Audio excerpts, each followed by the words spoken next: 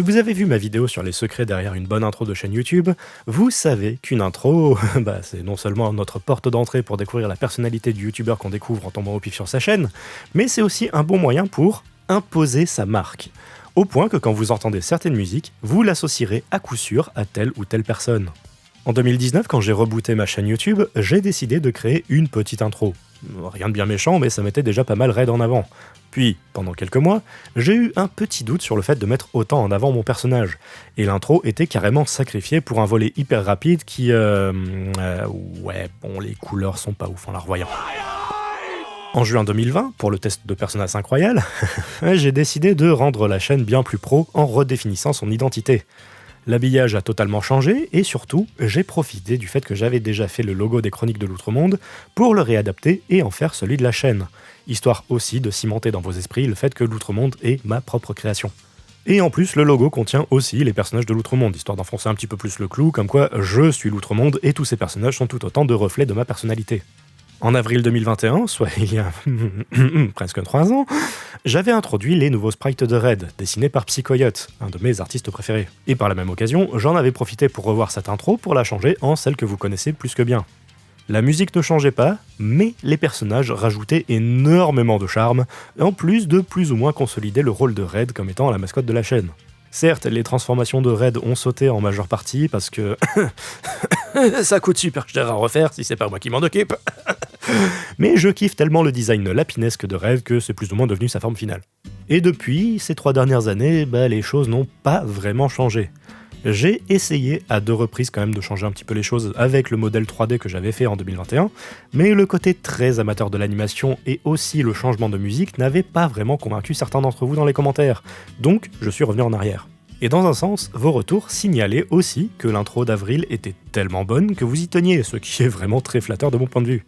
Mais bon, la plupart des youtubeurs vous le diront, on aime quand même changer les choses de temps en temps pour éviter de tomber dans une certaine routine.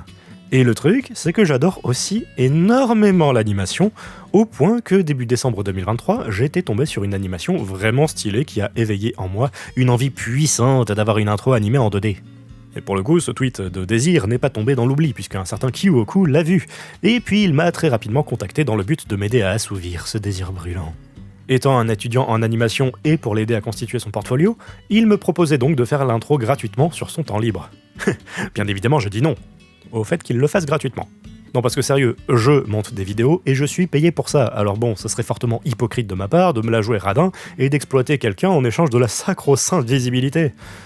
Je lui ai dit direct que quitte à ce que ça coûte bonbon, je paierai le prix qu'il m'a demandé, et aussi quitte à ce que ça prenne un petit peu de temps pour réunir les fonds. Et d'ailleurs, restez après la partie making-of pour que vous aussi, vous donniez une idée du coût que ça représente si un tel type de projet vous intéresse. Bon, en tout cas, je dois avouer que je me suis un petit peu étouffé quand il m'a donné son prix, mais vu qu'on parle d'animation, c'est pas comme si je m'y attendais pas, et bien évidemment, j'ai dit oui. Dans tous les cas, l'idée restait bien simple, de faire une sorte de remake animé de l'intro actuelle, mais un petit peu plus animé quand même, et aussi avec un petit twist final qui donne un petit côté gaffeur et rigolo. Bon, je voulais une explosion à la base, mais finalement on a opté pour un truc un petit peu plus simple.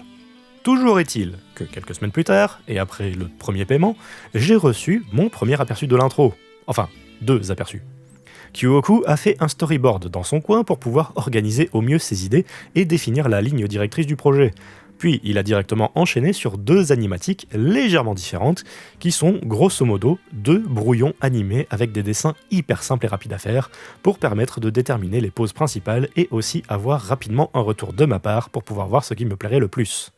Il y avait donc une version neutre, qui grosso modo était un remake quasi pur et dur de la précédente intro, et une version plus chaotique avec une lettre manquant au logo qui arrive tardivement et me mettant un petit peu dans l'embarras.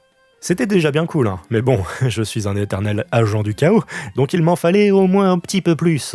Donc j'ai pris des screenshots de cette seconde intro, je les ai passés sur Procreate sur l'iPad, et j'ai gribouillé en 10 minutes 3 nouvelles poses pour ajouter un petit peu plus de cet effet chaotique et rigolo qui est ma marque de fabrique, tout en sachant qu'on ne pouvait pas non plus dépasser la limite permise par la musique que je ne voulais absolument pas sacrifier puisque tout le monde l'associe à ma chaîne. Ces données en main, Kyoku est immédiatement reparti sur le projet, et, moins de 2 heures plus tard, il est revenu vers moi avec un nouvel animatique que j'ai immédiatement validé. Puis dans la foulée, il est aussi revenu vers moi avec des idées de fond qui serviraient de décor. Pour le coup, j'ai opté pour une certaine simplicité, parce que je trouvais qu'un décor plus classique serait potentiellement distrayant, en plus d'être un petit peu plus chiant à animer pour lui. Puis, 4 jours plus tard, est arrivé le tie-down, donc le moment où on voit tous les croquis de tous les dessins visibles dans l'animation, bien plus proprement que durant la phase de l'animatique. Et pour le coup, vous pouvez imaginer que j'ai été plus que ravi de voir le tie-down, qui donnait un véritable aperçu de ce que donnerait l'animation finale. Au point que, sans que Kyoku ne le sache, j'avais partagé quasiment dans l'heure une version avec la musique pour Twitter et les réseaux afin de faire exploser ma hype devant tout le monde. Bon, voilà, oups. En tout cas, proportionnellement à mon compte, le tweet a énormément décollé, bien plus que je ne l'aurais cru, au point d'atteindre même certaines sphères internationales du côté de la commune des artistes, créant accidentellement un engouement et des attentes que j'avais accidentellement imposées à Kyoku. Désolé mec. Une petite semaine plus tard, le tie-down a été entièrement refait au propre. Il manquait juste une petite transition entre les poses clés, mais encore une fois, on pouvait voir qu'on n'était plus très loin du but.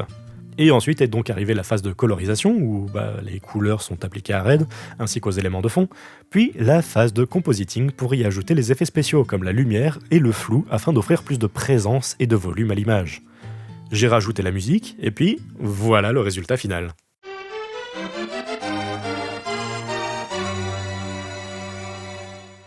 Et pour les plus curieux, Kyoku a utilisé Photoshop pour les dessins préparatoires et le storyboard, Toon Boom Harmony 21 pour l'animation et le compositing, et le tout a été fait avec une tablette Wacom Cintiq 22.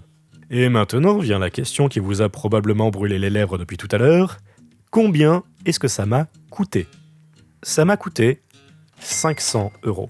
Alors oui, la somme paraît énorme du point de vue de celui qui voit ça d'un œil lointain, mais il faut savoir que le projet a pris environ 2 semaines à être terminé, et il faut rappeler que l'animation 2D classique, c'est produire énormément d'images différentes à la suite, qui ont dû être dessinées 2 fois pour la plupart, puis colorisées, ce qui représente une charge de travail monstrueuse, surtout pour une seule personne. Au total, donc, cette intro, c'était 36 dessins uniques, avec quelques parties pour certains dessins qui ont été réutilisés pour avoir une bonne fluidité et la meilleure justesse de trait.